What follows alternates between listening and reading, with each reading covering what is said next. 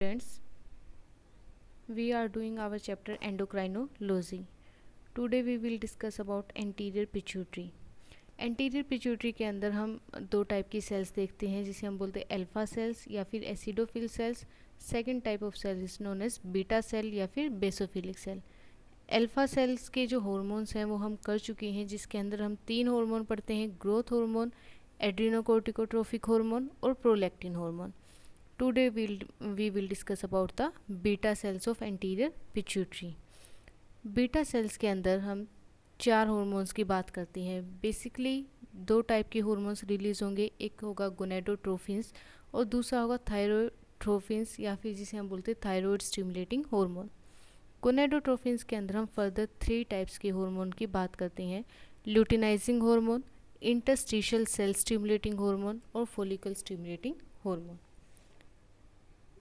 LH, ICSH and FSH तीनों को हम मिलाकर बोलते हैं गोनेडोट्रोफिन्स, यानी जो कि गोनेड्स की एक्टिविटी को कंट्रोल करती है या जिनका टारगेट सेल जो है वो गोनेड्स होंगे. इट में बी टेस्टिस और it may be ovary. Thyroid stimulating hormone जो थायराइड ग्लैंड को स्टिमुलेट करेगा वो हार्मोन. सबसे पहले गोनेडोट्रोफिन्स की बात करें, एंटीरियर पिट्यूटरी की बीटा सेल से ये जो हार्मोन्स होंगे ये रिलीज होंगे. सबसे पहले ल्यूटिनाइजिंग जो हार्मोन है एक ग्लाइकोप्रोटीनेशियस हार्मोन है, यानी कार्बोहाइड्रेट एंड प्रोटीन मॉलिक्यूल का ये मिलके बना होगा. फंक्शंस की बात करें हम, मेन जो फंक्शन होगा इसका ओवुलेशन. फीमेल्स के अंदर ओवा का रिलीज़ करवाना जो मेन फंक्शन होता है ल्यूटिनाइजिंग हार्मोन का. मेंस्ट्रुअल साइकिल के टाइम पर ये वर्क करेगा और on the 14th day of the cycle ovulation की प्रोसेस को कंप्लीट करवाता है. एग जो ओवा होगा उसको रिलीज़ करवाता है. सेकंड है ल्यूटिनाइजेशन. ल्यूटिनाइजेशन में फॉर्मेशन ऑफ कॉर्पस ल्यूटियम हम देखते हैं. ग्रेफिन फॉलिकल की मैचुरेशन होती है, प्राइमरी से सेकेंडरी बनता है, फिर मैच्योर ग्रेफिन फॉलिकल बनता है. जब ग्रेफिन फॉलिकल से ओवा जो रिलीज़ हो जाता है उसके बाद में जो एम्प्टी फॉलिकल बचता है वो चेंज हो जाता है येलोइश ग्लैंड के अंदर, जिसे हम बोलते हैं corpus luteum, and the process is known as the luteinization. Next है secretion of the progesterone. Progesterone जो होगा प्रेगनेंसी को मेंटेन करने के लिए, यूट्रस की मेंटेनेंस के लिए, ताकि वो इम्प्लांटेशन के लिए या फिर जो सेकेंडरी सेक्सुअल जो करैक्टर्स होंगे उनको मेंटेनेंस के लिए प्रोजेस्ट्रोन हमारी बॉडी की में रिक्वायरमेंट होता है. तो उसको कंट्रोल भी कौन करता है? ल्यूटिनाइजिंग हार्मोन उसका सिक्रीशन को कंट्रोल करता है.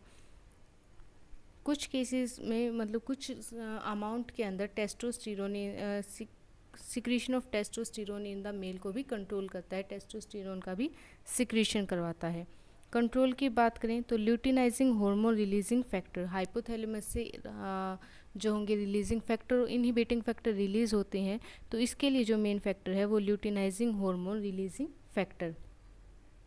ल्यूटिनाइजिंग हार्मोन रिलीजिंग फैक्टर जो होगा वो स्टिमुलेट करेगा एंटीरियर पिट्यूटरी को. एंटीरियर पिट्यूटरी की बीटा सेल से फिर रिलीज होता है ल्यूटिनाइजिंग हार्मोन. सेकंड हमारे पास है interstitial cell stimulating hormone.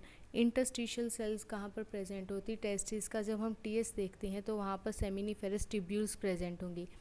Seminiferous tubule के अंदर जो स्पर्मेटोजेनेसिस की अलग अलग स्टेजेस की सेल्स प्रेजेंट होती हैं. उसके अलावा सर्टोली सेल्स प्रेजेंट होती हैं जो उन्हें नरिश करती हैं.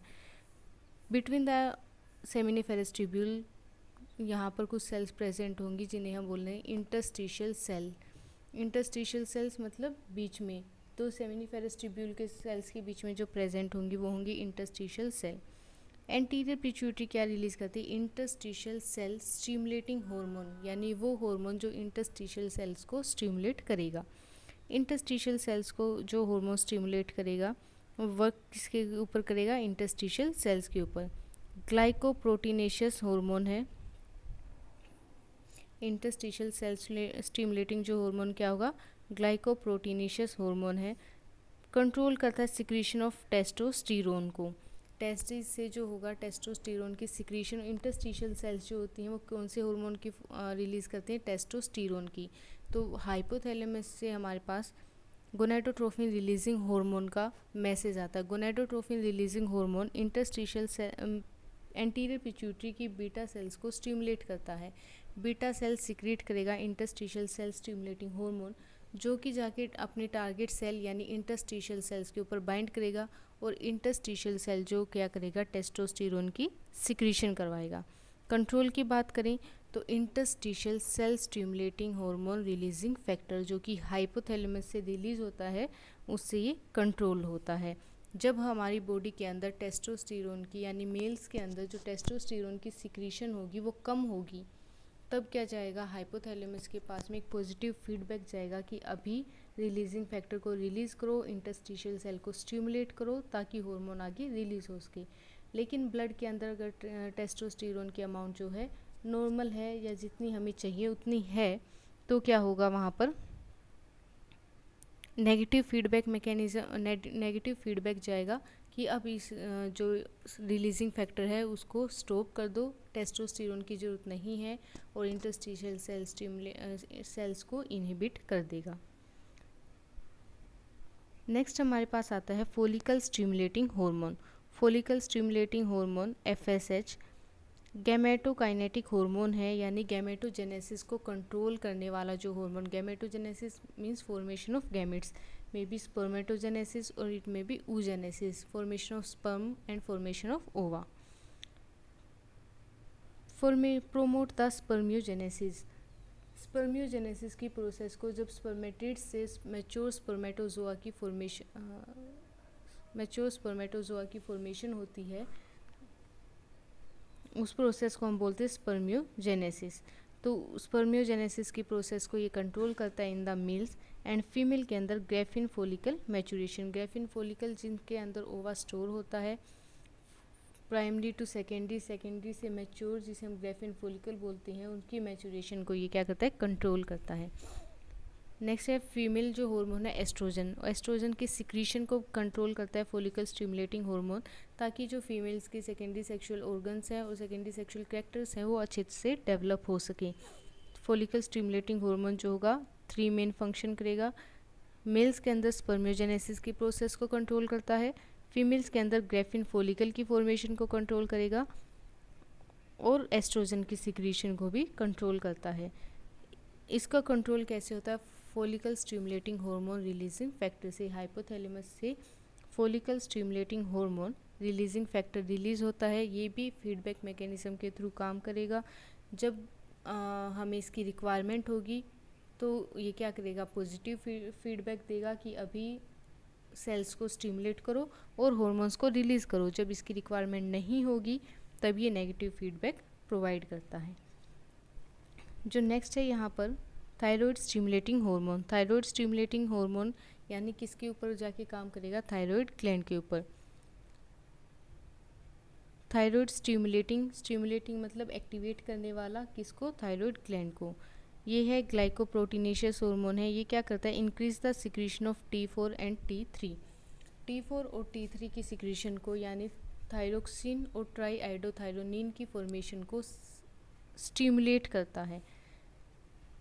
जब हमारी बॉडी के अंदर थायरोक्सिन की कमी हो जाती है तब क्या करेगा, एक मैसेज फीडबैक जाएगा हाइपोथैलेमस के पास में। हाइपोथैलेमस जो होगा thyroid stimulating hormone releasing factor release करेगा, जो स्टिमुलेट करेगा एंटीरियर पिट्यूटरी को। एंटीरियर पिट्यूटरी की बीटा सेल से क्या रिलीज़ होगा, thyroid stimulating hormone. Thyroid stimulating hormone का मेन फंक्शन क्या होगा, T4 एंड T3 की फॉर्मेशन करना।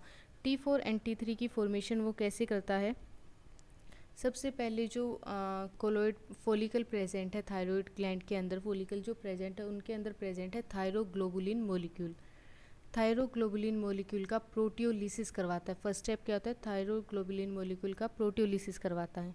उसके बाद आयोडाइड पंप जो है उनको एक्टिवेट करता है ताकि जो प्लाज्मा मेम्ब्रेन है फॉलिकल की वो परमिएबिलिटी शो करे थ्रू टुवार्ड्स द आयोडीन।